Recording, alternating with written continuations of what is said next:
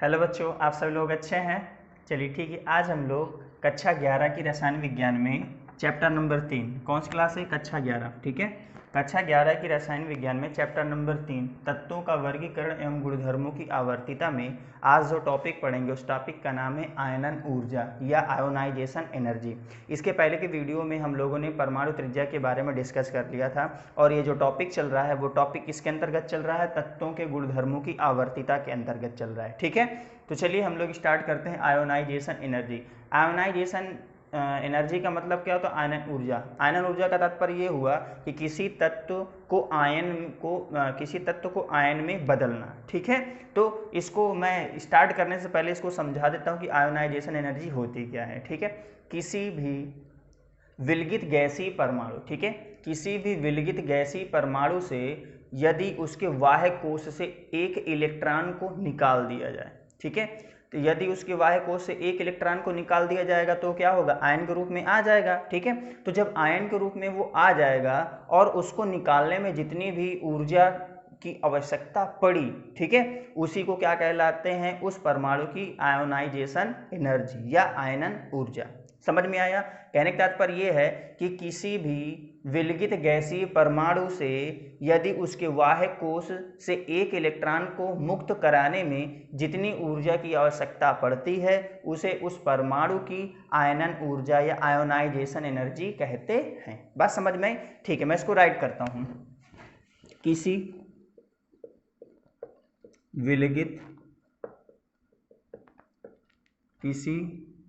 विलगित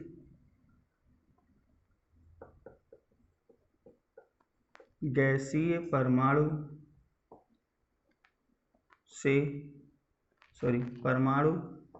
के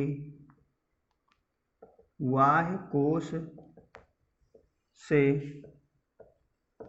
एक इलेक्ट्रॉन को मुक्त कराने में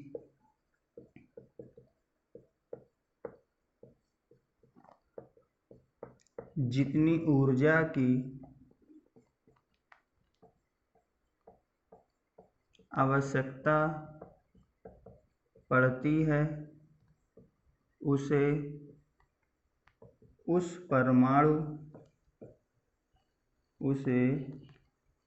परमाणु की आयनन ऊर्जा कहते हैं। बात समझ में आई ना? ठीक है, यहाँ पर मैंने विलगित गैसीय परमाणु का इस्तेमाल किया। विलगित गैसीय परमाणु का मतलब क्या होता है? उसका जो एक परमाणु वो पूर्ण रूप से अलग होना चाहिए। ठीक है, ये तात्पर्य यहाँ पर हुआ। अब क्या हुआ? उसके बाह्य कोश से, बाह्य कोश का मतलब क्या होता है? उसके आउटर सेल से यदि हम एक इलेक्ट्रॉन को मुक्त करेंगे तो उसको मुक्त कराने में जितनी भी ऊर्जा की हमें आवश्यकता पड़ेगी उसे क्या कहते हैं? उस परमाणु की आयनन ऊर्जा कहते हैं। ठीक है, फॉर एग्जाम्पल आप समझे, हमारे पास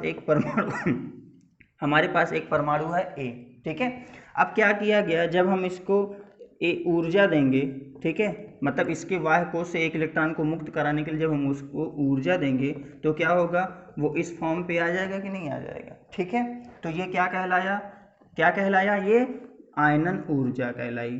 सॉरी, ये जो ऊर्जा है इसको बोलेंगे आयनन ऊर्जा।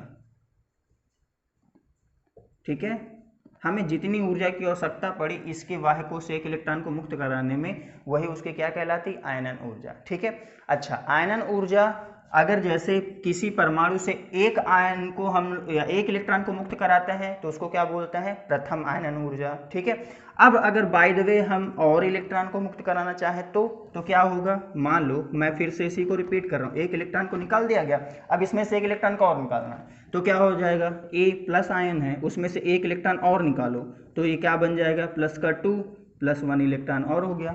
ठीक है, तो जब एक इलेक्ट्रॉन निकलता है तो उसको बोलते हैं प्रथम आयनन ऊर्जा। ओके, और जब 2 इलेक्ट्रॉन निकल जाते हैं उसको बोला जाता है द्वितीय आयनन ऊर्जा। और जब 3 इलेक्ट्रॉन को मुक्त कराएंगे तो उसके क्या कहलाएगी?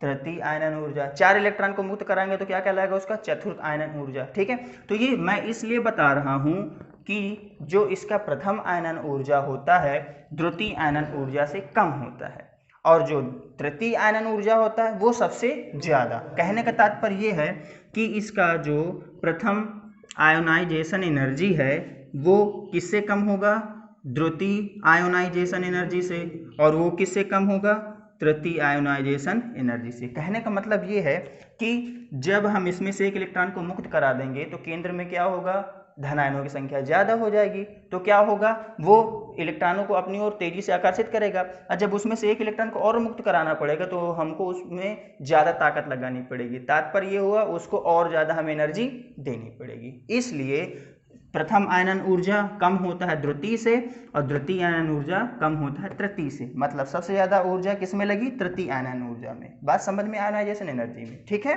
चलिए अब हम लोग इसको देख लेते हैं वर्ग और आवर्त के तौर पे। ठीक है, वर्ग में क्या होता है, वर्ग में यदि हम परमाणु क्रमांक के बढ़ते हुए क्रम में आगे बढ़ते हैं तो तत्वों की जो आयनाइजेशन एनर्जी होती है वो क्या होती है, बढ़ती है। तत्वों की जो आयनाइजेशन एनर्जी होती है वो बढ़ती है। क्यों, क्योंकि प्रभावी नाभिकीय आवेश, क्योंकि वहां पर प्रभावी नाभिकीय आवेश ज्यादा होता है। बात समझ में आई। ठीक, अब आवर्त की बात कर लेते हैं। आवर्त का मतलब यह हुआ कि भाई किसी भी वर्ग में, है ना। अब वर्ग का मतलब क्या हुआ, वर्ग का मतलब हुआ कि किसी वर्ग में ऊपर से नीचे की ओर आने पर परमाणु क्रमांक तो बढ़ेगा ही बढ़ेगा, लेकिन वहां पर क्या होगा, वर्ग में ऊपर से नीचे आने पर परमाणु क्रमांक के बढ़ने के साथ साथ तत्वों की जो आयनाइजेशन एनर्जी होती है वो क्या होती है, घटती है। क्या होती है, घटती है। क्यों घटती है, क्योंकि परमाणु त्रिज्या बढ़ती है। ठीक है भाई, परमाणु त्रिज्या बढ़ेगी, भाई परमाणु त्रिज्या का बढ़ने का मतलब क्या हुआ, उसके कोष बढ़ेंगे। जब कोष बढ़ेंगे तो वहां पर उसका जो प्रभावी नाभिकीय आवेश है वो उतना इफेक्ट नहीं कर पाएगा। इस वजह से वर्ग में आयोनाइजेशन एनर्जी बढ़ती है, आवर्त में, मैं उल्टा लिख देता हूं, लिखना था जहां पर आवर्त वहां पे मैंने लिख दिया वर्ग, और जहां पे वर्ग लिखना था वहां पे आवर्त लिख दिया। कोई बात नहीं। देखिए आवर्त में क्या होता है, आवर्त में तत्वों की आयोनाइजेशन एनर्जी बढ़ती है, जबकि वर्ग में तत्वों की आयोनाइजेशन एनर्जी घटती है।